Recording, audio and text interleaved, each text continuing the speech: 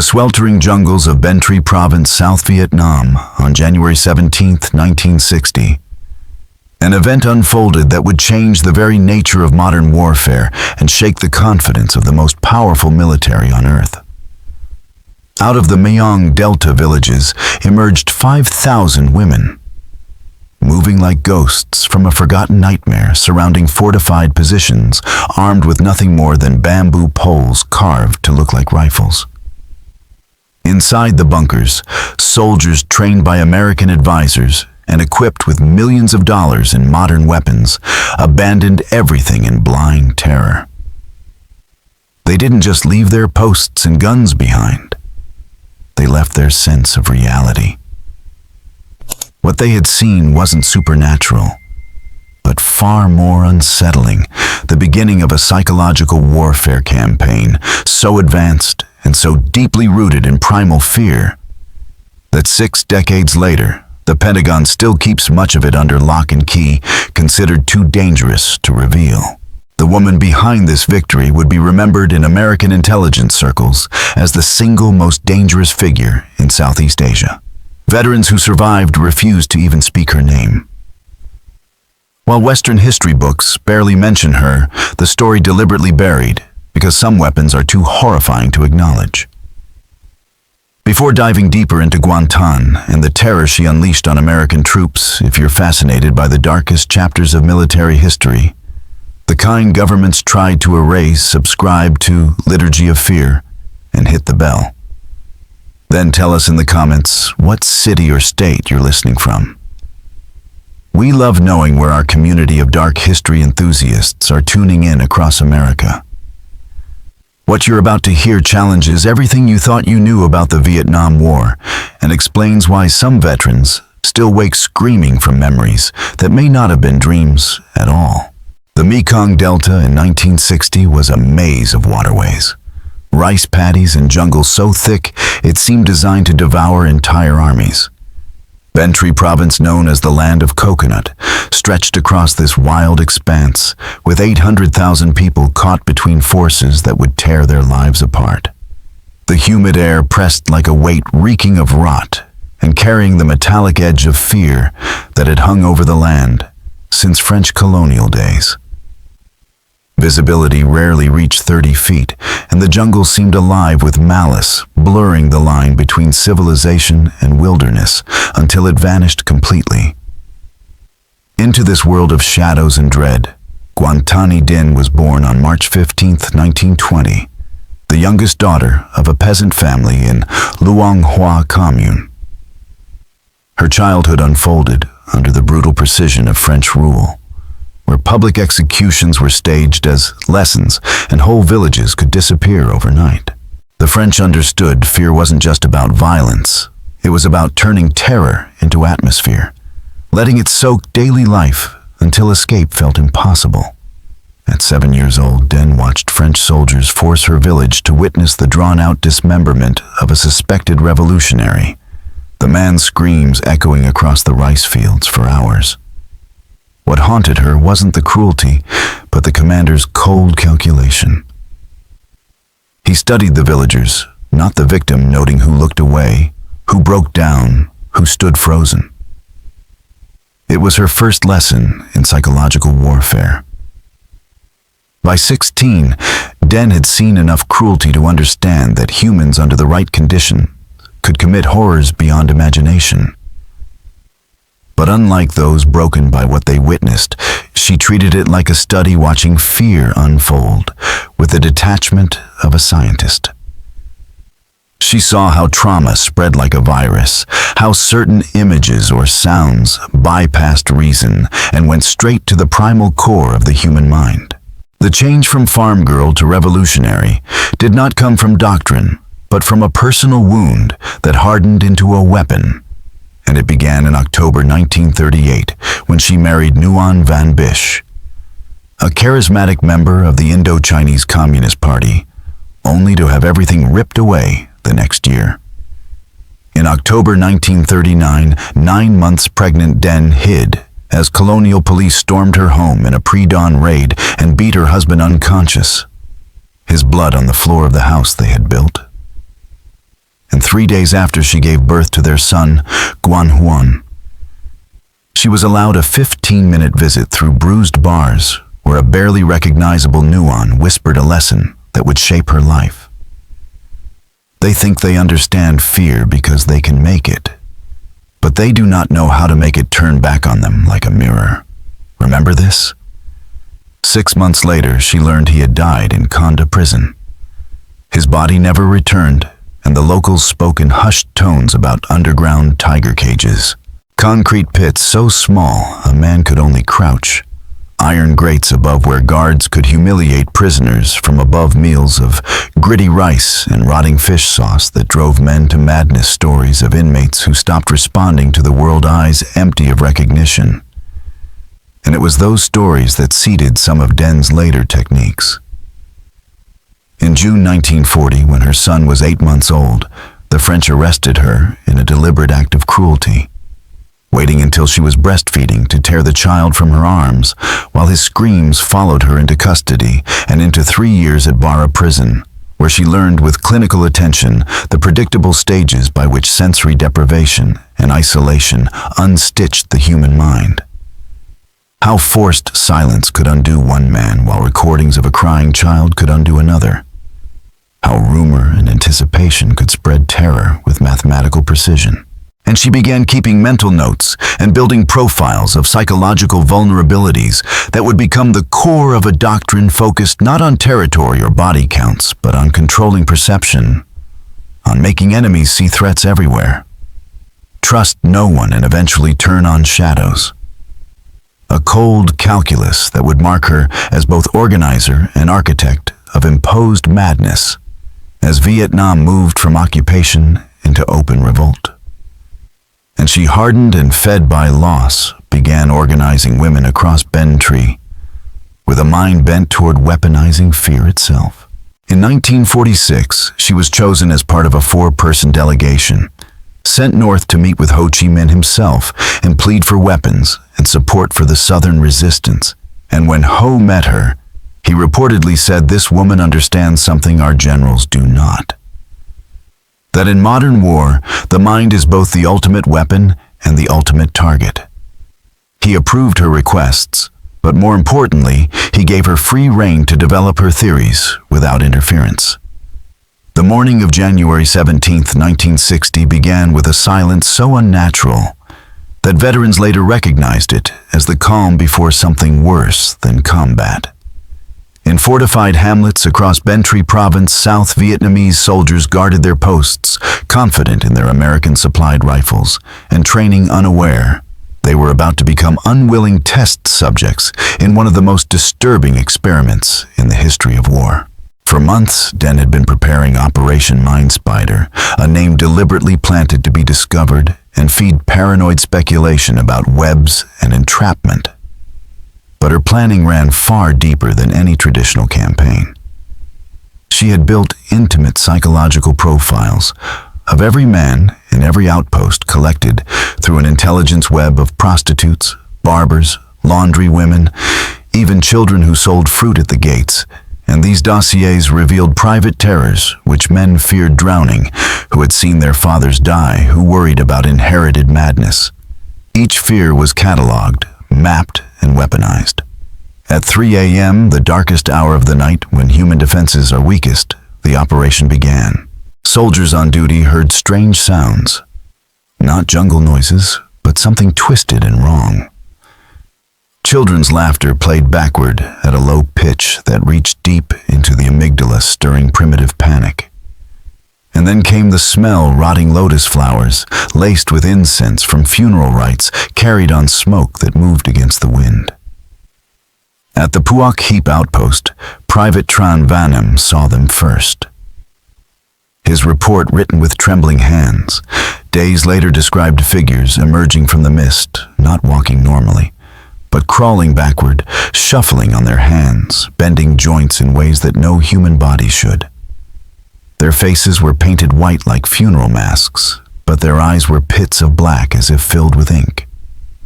They were women, but they did not move like women.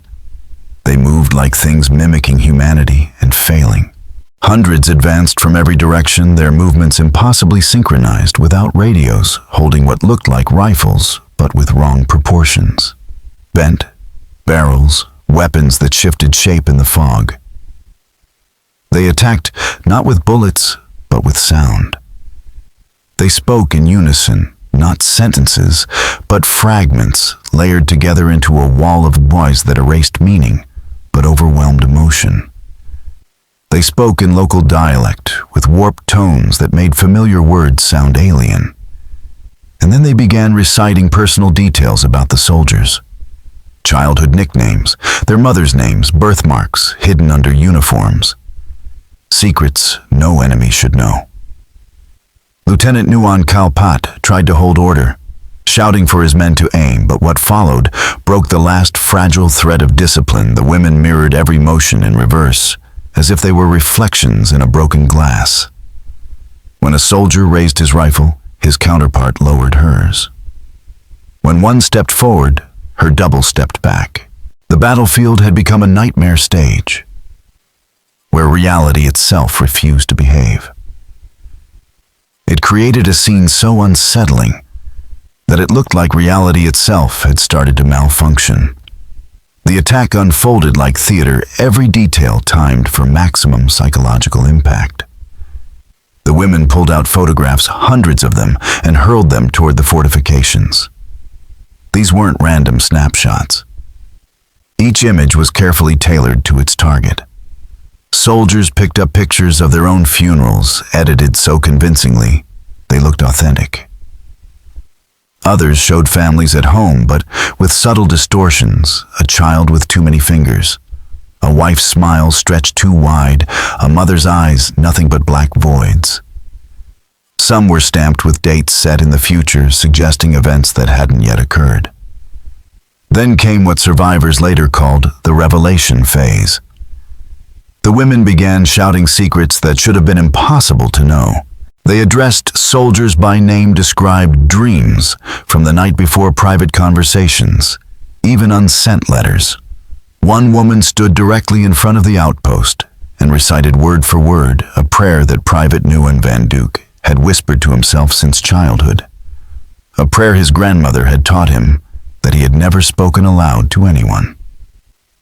At exactly 4:17 a.m., the firecrackers started.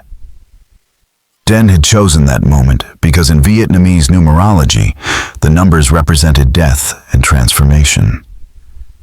But these weren't ordinary firecrackers.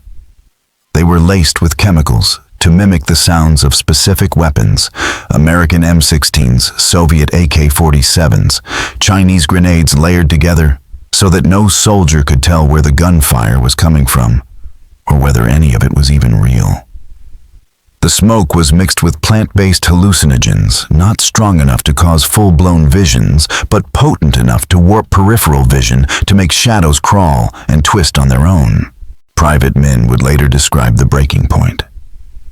The woman in front of him reached up and peeled off her face, not like a mask, but like skin. And beneath it was his own face staring back at him, mouthing thoughts he hadn't spoken yet. That's when he ran. That's when they all ran. You can't fight something that gets inside your head like that. Panic spread like wildfire. Soldiers bolted from their posts, some ripping off uniforms, as if the fabric itself carried the madness. Days later, a few were found wandering naked in the jungle, unable to explain what they'd seen. Others deserted altogether, vanishing rather than risk another encounter. In less than 6 hours, without a single live round fired, Dinh's force had seized 159 weapons, including machine guns, mortars, and thousands of rounds of ammunition. But the guns were not the real prize. The victory was psychological. Terror spread from the fleeing soldiers like contagion. Their stories grew with each retelling, women with faces on backward rifles, writhing into snakes' photographs that shifted when no one was looking.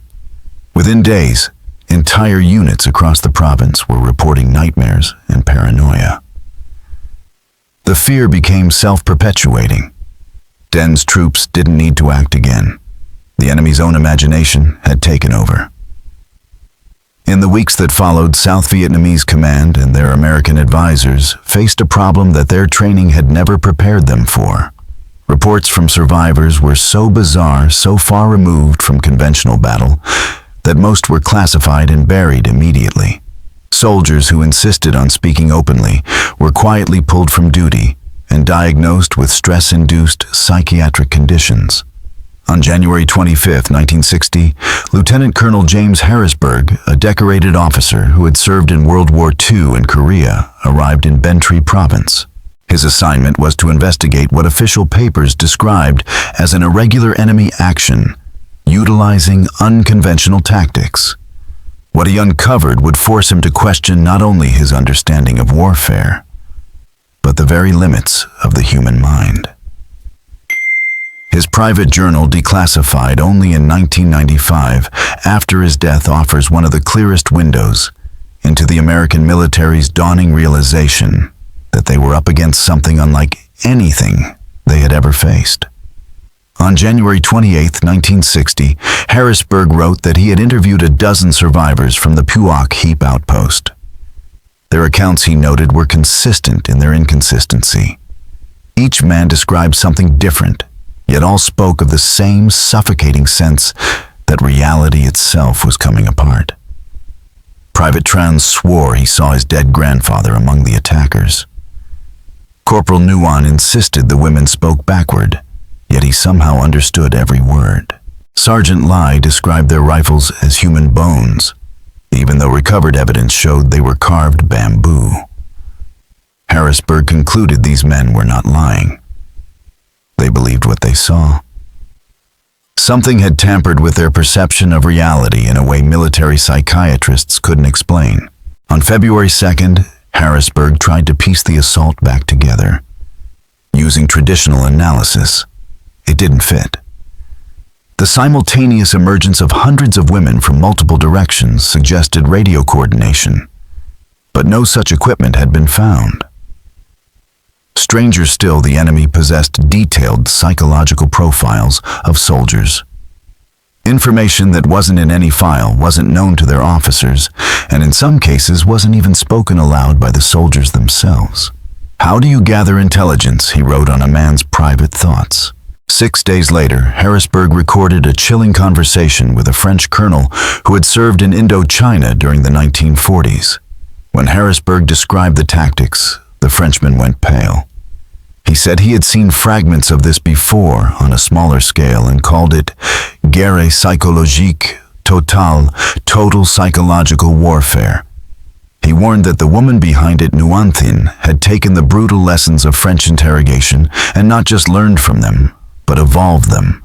"She understands something about the human mind." The Frenchman told him that our science is only beginning to grasp that consciousness itself can be weaponized. The impact of January 17th spread like cracks through glass. Within days, garrisons across the Mekong Delta reported strange new encounters. At Bar Tri district, women appeared at dawn and stood silently outside the wire for 7 hours. They did not move, did not blink, did nothing except breathe in perfect unison. A sound that became a slow, relentless rhythm, like the beating of an enormous heart. When soldiers fired warning shots, the women didn't react at all. The silence grew unbearable. Eventually, the garrison abandoned its post without a single shot fired at them. In Gyeong Trom, the attack became known as the Night of Wrong Songs. Women surrounded the compound and began to sing lullabies. The melodies were familiar, but the lyrics were wrong, twisted into predictions of violent deaths delivered in the gentle tones of mothers soothing their children. Verse by verse, the songs grew darker, reciting not threats, but inevitabilities. Soldiers would die here in this way, on this night, as if the singers were reading from history already written. All the while, Den moved constantly through hidden command posts in Binh Tri Province, coordinating an operation that seemed impossible. American intelligence eventually discovered how she had designed a communication system based on folk songs where tiny shifts in tone and rhythm carried complex military instructions. To outsiders, it sounded like women singing in the fields. To her network, it was a secure command and control system that no radio intercept could detect. By March 1960, Dinh had expanded the long-haired army to nearly 5,000 women organized into cells that operated with unnerving independence. Their training went far beyond guerrilla tactics. Dinh had forged what she called consciousness warfare. Recruits spent weeks in total darkness learning to navigate by sound and smell. They practiced movements that violated natural human patterns, training their bodies to unsettle observers, to trigger the uncanny valley instinct that tells the brain something is wrong, even if the eyes insist it is human. Every exercise was designed not just to fight, but to infect perception itself. They learned to speak in overlapping patterns that produced acoustic illusions, voices seeming to come from directions where no one stood, using techniques borrowed from traditional Vietnamese theater to project sound in ways that confused distance and origin. Most unsettling of all, Dinh trained her operators in something she called memory implantation. Through patient interrogation of prisoners and informants, they collected scraps of soldiers' past experiences and wove them into encounters designed to feel like forgotten memories resurfacing. A soldier might suddenly remember seeing one of Dinh's women at his mother's funeral years earlier, or recall a dream in which she had warned him about his death memories, so convincing that even hypnosis could not separate the false from the real. The American reaction was at first denial and suppression. Official statements minimized the psychological aspects, blaming combat stress or jungle fever. But inside military intelligence, a quiet panic took hold. A CIA report from April 1960 admitted, "We are facing an enemy that has weaponized the human mind itself." Traditional doctrine assumed that discipline training could override fear. But what happens when the enemy makes the soldier's own perceptions turn against him? When training itself becomes irrelevant. By mid-1961, as U.S. involvement deepened, scrutiny of Dinh's methods intensified. The Kennedy administration, alarmed by reports of entire South Vietnamese units collapsing without a single casualty, authorized a string of secret research programs to understand and counter what they began calling cognitive warfare. Project Mindbridge, launched in May 1962, under the CIA's Technical Services Division, assembled an odd mix of military psychiatrists, anthropologists, stage magicians, and Hollywood special effects artists. Their mission: reverse-engineer Dinh's techniques and develop countermeasures. The partially declassified files, heavily redacted even in 2010, show how far out of their depth the Americans felt. Dr. Martin Elmsworth, the project's lead psychiatrist, wrote in his initial assessment that Dinh has developed a comprehensive system of psychological manipulation that exceeds anything in our current understanding of warfare. She has essentially weaponized culture itself, turning the enemy's own mental frameworks against them. Her operators don't just attack soldiers, they attack the conceptual structures that allow soldiers to function. The team uncovered disturbing patterns in her campaigns. She systematically mapped what they called cultural pressure points, deep-rooted fears, unique to each population. With South Vietnamese troops, she exploited traditional beliefs about ghosts and ancestor spirits. With American soldiers, she targeted different vulnerabilities: fear of going insane, racialized anxieties about Asian enemies seeded by World War II propaganda, and the growing cognitive dissonance between the war's stated purpose and its reality. One of her most effective tactics was something she termed reality erosion. Her operators would insert small, impossible inconsistencies into a soldier's daily life. A rifle might be cleaned and oiled overnight, but come back with a different serial number. Maps would show a river moved slightly, or a village renamed.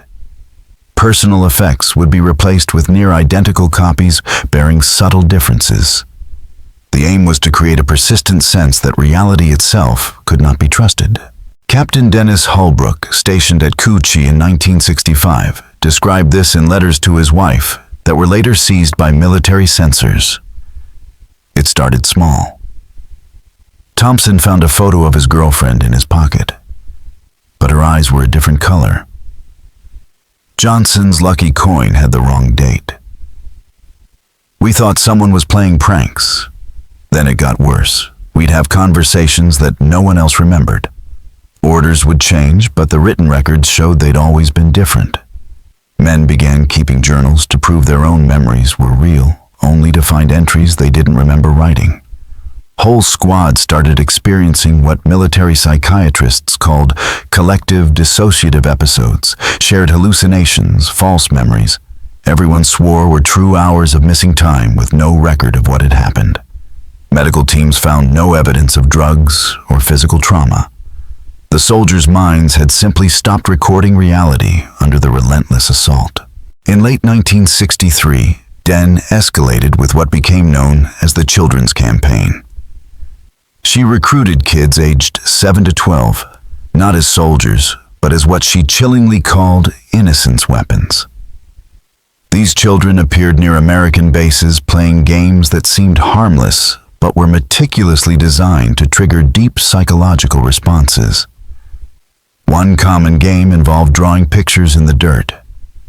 At first, the drawings were normal houses, trees, animals, but as soldiers watched, the children altered them into nightmares. Houses sprouted eyes, trees grew hands, animals developed human teeth. The children laughed and played as if nothing were wrong, which only heightened the soldiers' unease. Marine Sergeant Robert McKinnon described an encounter that haunted him for life. There was this girl, maybe 8 years old, he said.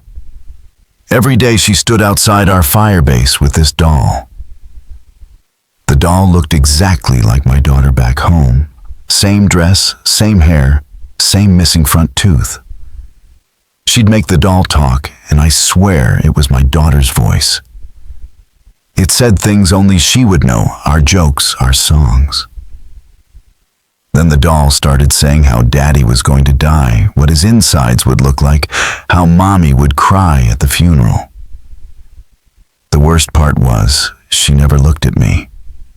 She just played with that doll, describing my death in my daughter's voice. Investigations revealed Den's network had somehow obtained recordings of soldiers' phone calls, home snapshots from their wallets, even letters from their families. Teams of former teachers and psychologists in her ranks turned this raw data into individual psychological profiles and then crafted customized torments for each soldier. Every man faced his own personal nightmare, designed to bypass his defenses completely. The Children's Campaign had another subtler goal. American soldiers trained to avoid harming civilians began developing what psychiatrists called protective paralysis. They could not act against children even when those children were gathering intelligence or setting up psychological triggers. Den's forces exploited this hesitation in combat, turning moments of moral conflict into fatal delays. By 1964, Den had established what U.S. intelligence called psychological kill zones areas, where her techniques rendered American units effectively combat ineffective. Within days of assignment to these zones, soldiers developed insomnia, paranoia, hallucinations, and what one psychiatrist described as a total collapse of the boundary between external reality and internal experience.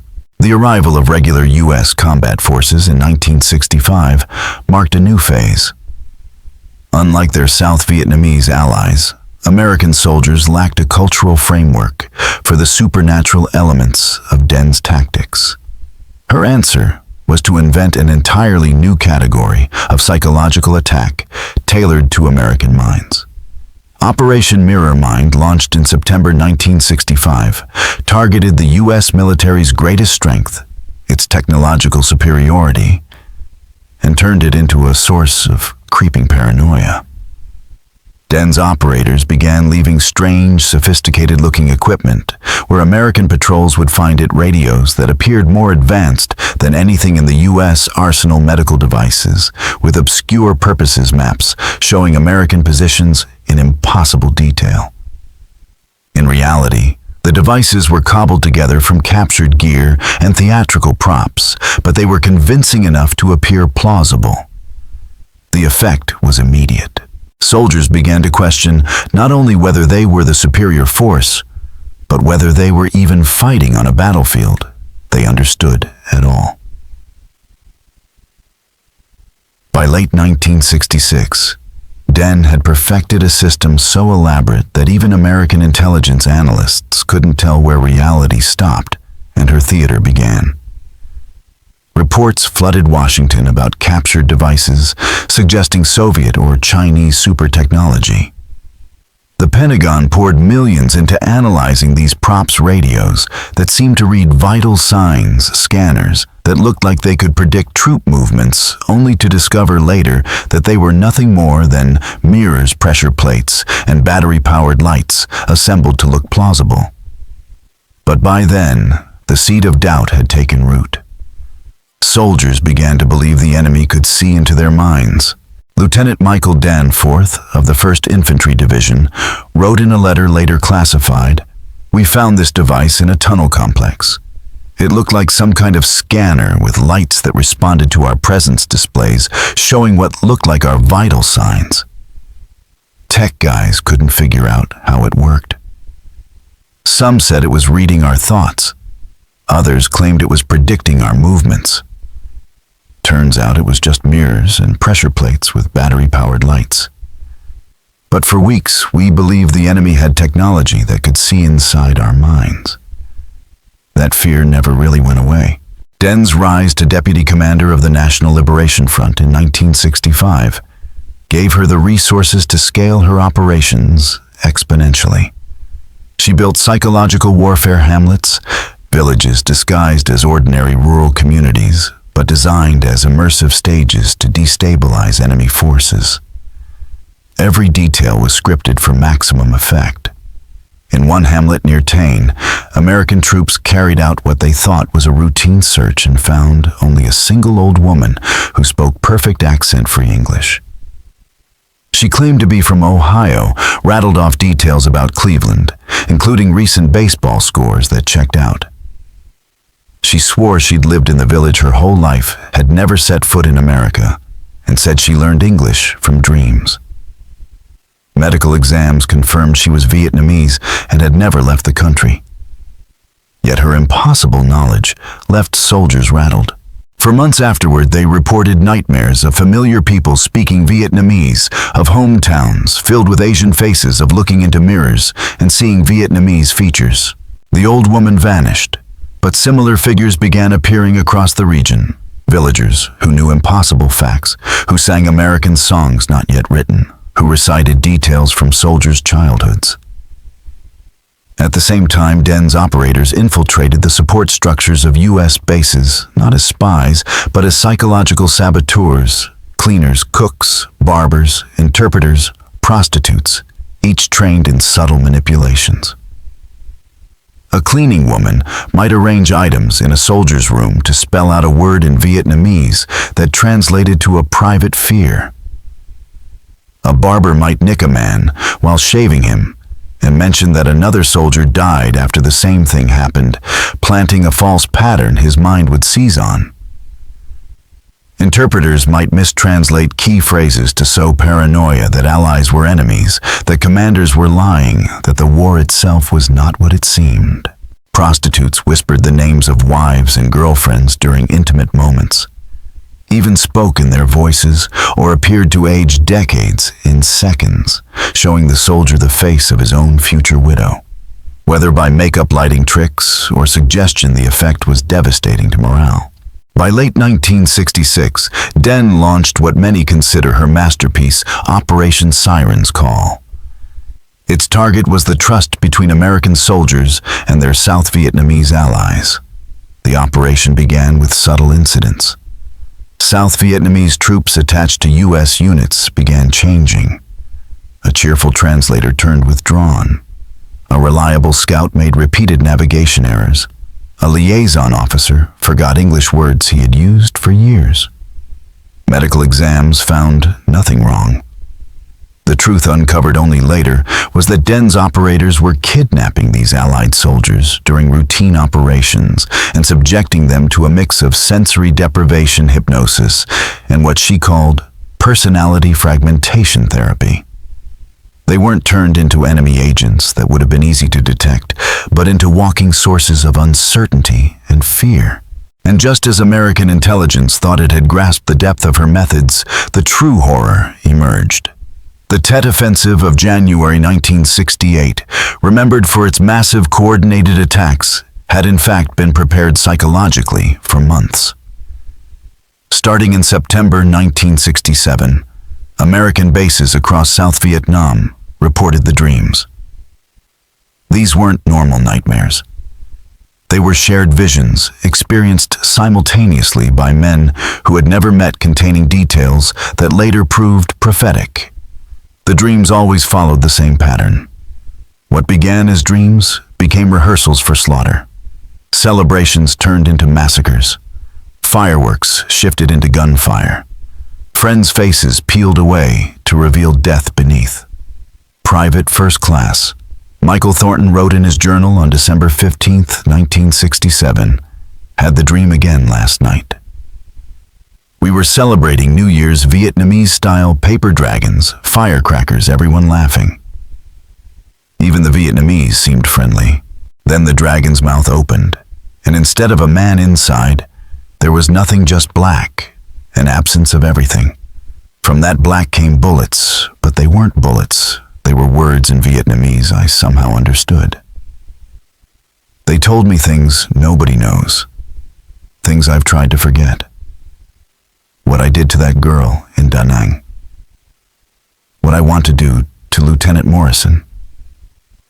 I woke up and found out 7 other guys in my barracks had the exact same dream, word for word. Except in their dreams, it was their secrets being revealed. As Tet drew closer, the dreams grew sharper and more prophetic. Soldiers dreamed of specific attack times, names of betrayers, wounds they would suffer. The psychological pressure was so intense that some units were at half their combat effectiveness before the first shot was fired. Men refused to stand in certain spots or speak to certain people because of what they'd seen in their sleep.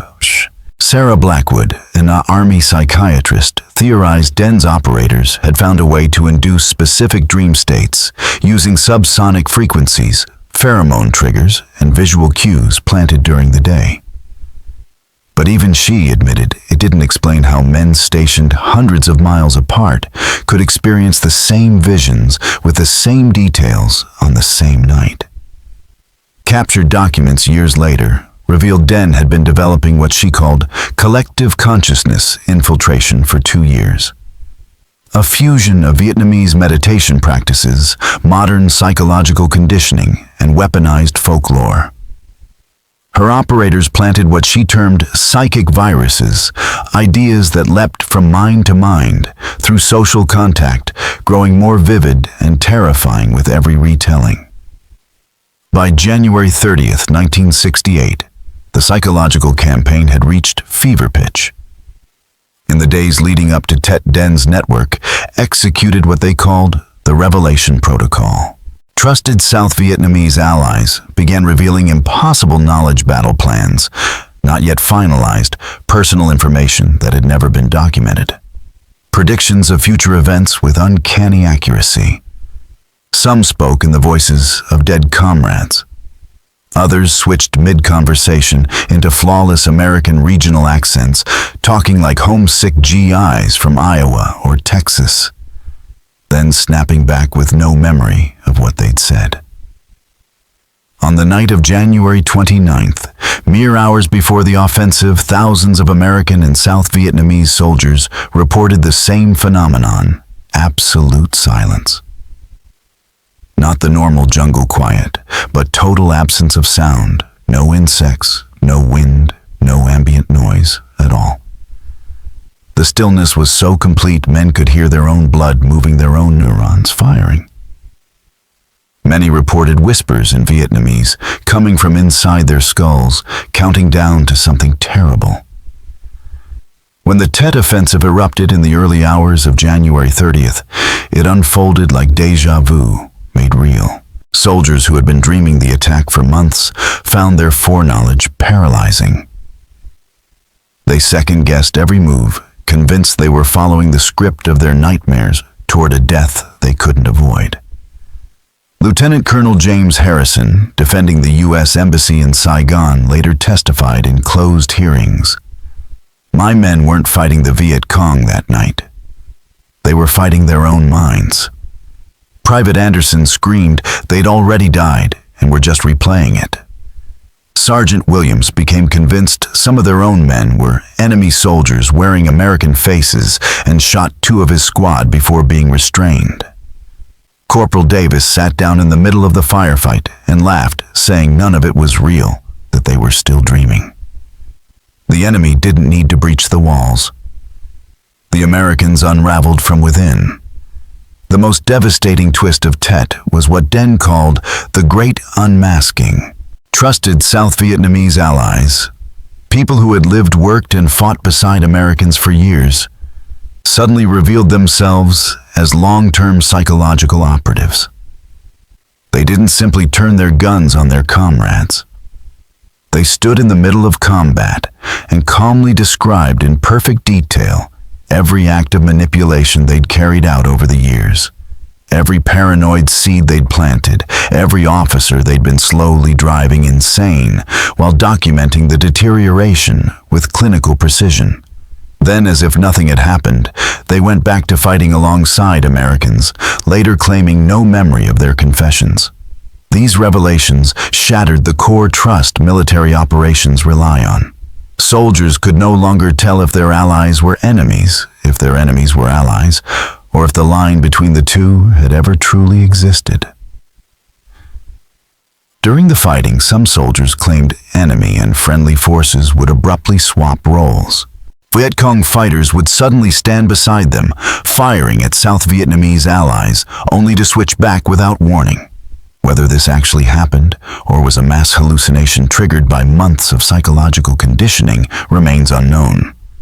What is clear is that by Tet Nguyen Thi, by then operating with the authority of a general, though not yet officially ranked as one, was orchestrating the psychological dimension of the offensive from a command bunker that was itself an instrument of mind war.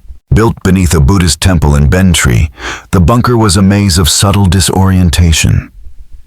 Corridors that appeared straight, curved imperceptibly, leading visitors in circles while they believed they were moving forward.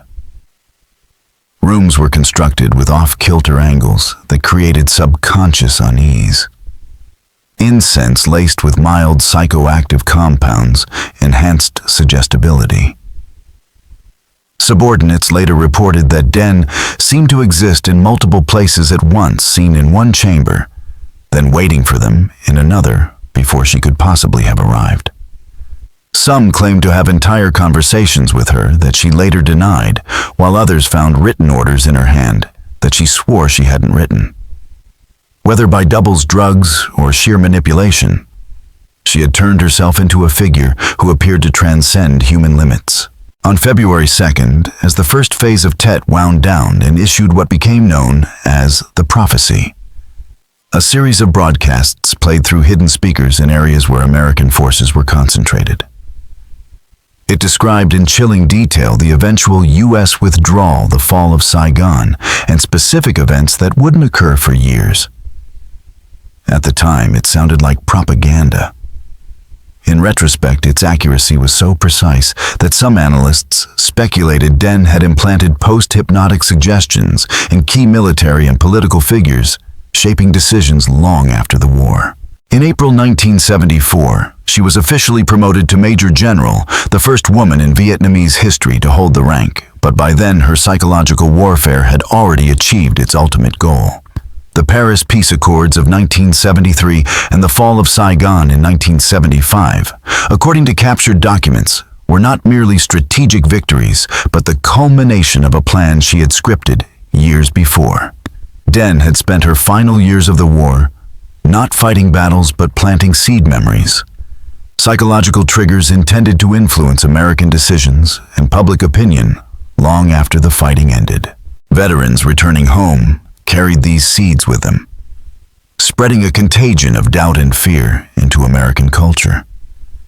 Dr. Richard Knowles, who treated Vietnam veterans for 15 years at the VA hospital in Los Angeles, documented patterns of psychological damage that matched no known form of PTSD. These men possessed memories of events that never occurred, knowledge of things they couldn't have learned, fears of threats that didn't exist.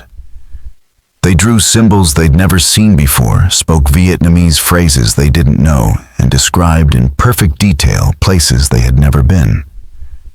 It was as if their consciousness had been infected with foreign experiences. Even more disturbing, the infection sometimes spread to families, therapists, or anyone who got too close to the trauma. Veteran support groups began reporting eerie phenomena. Men who had never met, who had never served in the same province, described identical experiences, not just similar, but identical down to names, dates, and sensory details. They shared memories of a woman they called the General, a figure who appeared differently to each man, but was instantly recognizable as the same person. She surfaced in their dreams decades after the war, sometimes young, sometimes old, always knowing things about their current lives she should not have known. In 1982, at the dedication of the Vietnam Veterans Memorial in Washington, D.C., hundreds of veterans reportedly experienced a collective episode. Witnesses said they fell silent at once, their eyes unfocused, all turning toward a woman in the crowd who vanished whenever anyone tried to look at her directly. For exactly 3 minutes, the veterans at the memorial stood frozen, tears streaming down their faces, before suddenly resuming normal conversation with no memory of what had just occurred. Security footage reviewed years later showed no woman in the spot they had all been staring at, only an empty space where the air seemed to shimmer, as though reality itself was misaligned. The true scope of Den's operations began to emerge only in the 1990s, when portions of both American and Vietnamese archives were open to researchers. What they found upended basic assumptions about consciousness and the limits of psychological manipulation. Den had kept meticulous records of her experiments, treating them as a kind of scientific research into the boundaries of perception and the malleability of memory. Her notes, written in a cipher blending Vietnamese, French, and mathematical symbols, outlined a systematic approach to reshaping consciousness that anticipated neuroscience by decades. She had learned to create what she called persistent cognitive anomalies, mental states that sustain themselves indefinitely, resistant to therapy or medication.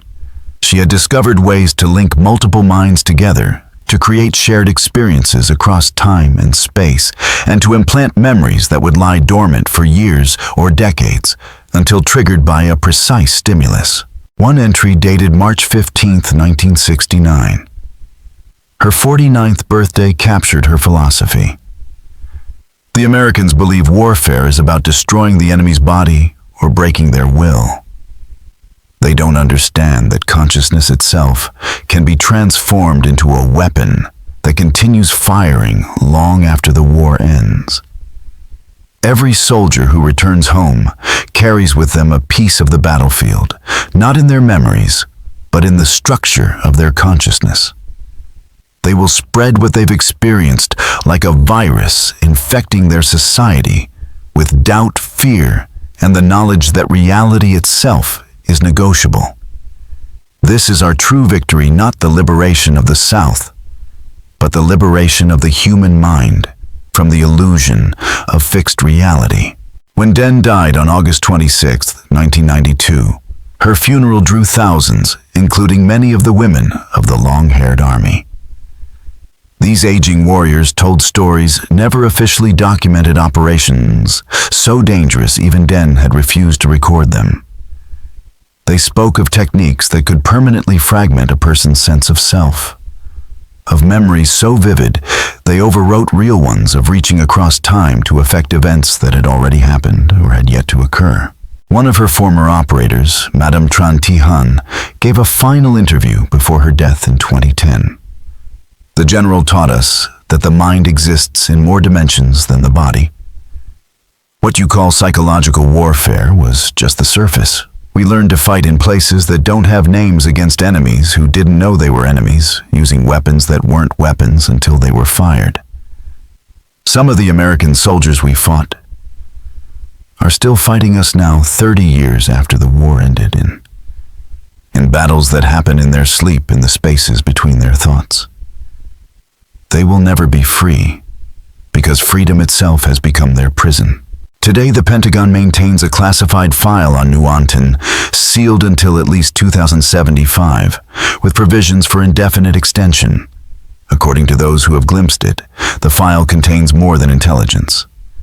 It holds what one source called ontological hazards. Information about psychological techniques so destabilizing they could fracture society if released. The file allegedly documents incidents that defy our understanding of causality, consciousness, and human experience itself. A leaked 2003 memo referenced something called the DN effect, a phenomenon in which veterans exposed to Den's psychological operations sometimes caused electronics to fail, cameras to record sounds that weren't there, computers to display data that had never been input. The memo recommended that certain veterans never be allowed near sensitive equipment and that their medical records be kept on paper, as digital copies had a tendency to contaminate other files in unexplainable ways. Modern military psychiatrists studying Den's techniques have reached a disturbing conclusion. She may have succeeded not merely in breaking soldiers' minds, but in altering the informational fabric through which their minds, and perhaps ours, perceive reality. Her methods didn't work by simply creating false experiences. They worked by exposing the deeper truth that all experience is, in a sense, constructed. Consciousness itself is a controlled hallucination, hackable, modifiable, and in the wrong hands, weaponizable. The veterans she left behind weren't damaged in the conventional sense. They had been given knowledge human beings were never meant to hold, shown truths about the nature of mind and reality that our normal defenses keep hidden. Dr. Jennifer Crenshaw, who has spent the last decade studying what she calls Den syndrome in Vietnam veterans, explains it this way. Imagine if someone showed you that your entire life, every memory, every experience, every thought, was just one possible configuration of consciousness among infinite possibilities, all equally real. Imagine if they could make you live those other possibilities, be those other people, inhabit those other lives. That's what these veterans are dealing with. They don't have PTSD. They have multi-reality stress disorder. They're not traumatized by what happened to them. They're traumatized by discovering that happening itself is an illusion. In the years after the war, researchers tried to piece together the full scope of Den's program. What they found raised more questions than answers. Veterans who encountered her forces still struggled to tell real memories from implanted ones. Support groups have uncovered men who never served together, recounting identical traumatic experiences. Military psychiatrists have documented cases of soldiers knowing things they could not possibly have learned. The Pentagon's classified file on Nguyen Thi remains sealed until 2075. Those who have seen portions of it describe warnings about psychological techniques considered too dangerous for modern warfare. The file reportedly ends with one chilling recommendation: do not attempt to replicate. Do not attempt to counter. Forget. But forgetting isn't possible for those who lived it. They carry with them the knowledge that everything we think we know about the human mind, its limits, its defenses, its very nature might be wrong. Nguyen Thi didn't just win a war. She proved reality itself could be weaponized. That consciousness could be turned against itself. That the battlefield of the mind has no borders and no rules. That may be her true legacy, not the military victory, but the demonstration that the most terrifying weapon ever created isn't nuclear, biological, or chemical. It's psychological. And once that door is opened, it can never be closed. So what do you think really happened in those jungles? Were Den's methods purely psychological? Or did she uncover something about human consciousness that defies our understanding? Leave your theories in the comments. If you found this hidden history compelling, subscribe to Liturgy of Fear and hit the notification bell. Share this with someone who thinks they know the full story of the Vietnam War.